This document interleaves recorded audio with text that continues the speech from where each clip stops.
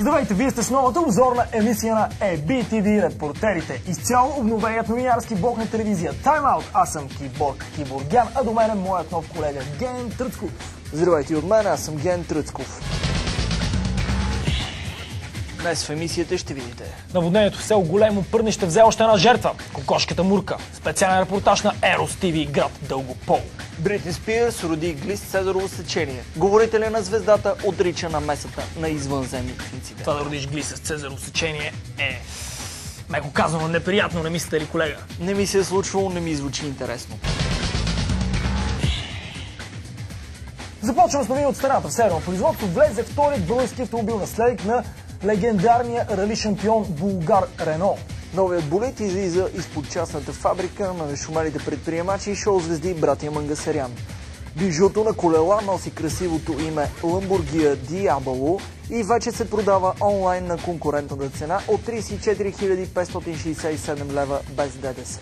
Машината е с две разходи конски сили и ускорява от 0 до 50 км в час за броени минути.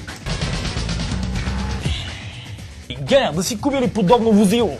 С риск да ме уволнят, Киборг, не бих си нацапал Дойче Габаната да ритна тая кочина. И аз така си мисля, да ритнеш или не, понякога не е от значение, както и да е. Докато братя Мангасарян форсират своето чудовищно возило, група номер 1 в България за това лято пускат на пазара на очаквана комбинация. Става дума за популярните групари Абсурд.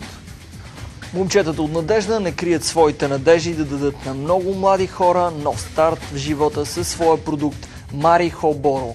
След като превзеха пазара на кафе и изместиха група кафе от BG Top 100, група Абсурд пуснаха на пазара пакетчета зелен чай, опаковани в нестандартната форма на цигари с марихуана. Минути след като подаде оставката си, генерал Бойко Борисов бе забелязан с цигари зелен чай за двете си уши. Но отказа коментар. Какво ли се въртял в главата на генерала? Най-вероятно самата глава на генерала се въртяла. Аз мисля така.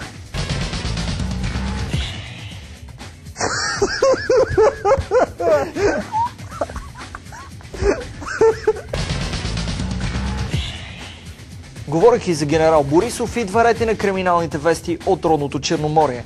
Благодарение на затегнатата полицейска надзирация, инцидентите в Несебър намаляха драстично. Летовници отпускаха на плажа без притеснение за сигурността си. Курортистите, предимно шведи и германци, излизаха на плажа без страх за личните си вещи. Единственото регистрирано нарушение на закона за целия сезон бе изхвърлено в близост до кошче за отпадъци фунийка от сладолед. Но нарушителят, 12-годишният АШ от Дж, бе наказан с 3 седмици каторга в Меден рудник Бургас.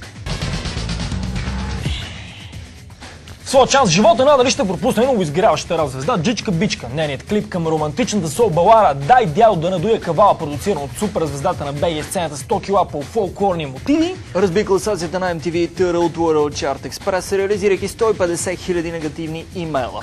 Режисьорът на клипа Магарич Хлебинян подозира музикалния канал в саботаж на лична основа. Освен това, в открито писмо Магарич нарекал MTV "каруцари и стиснати арменци", понеже писмото е било на български, отговор все още не е получен.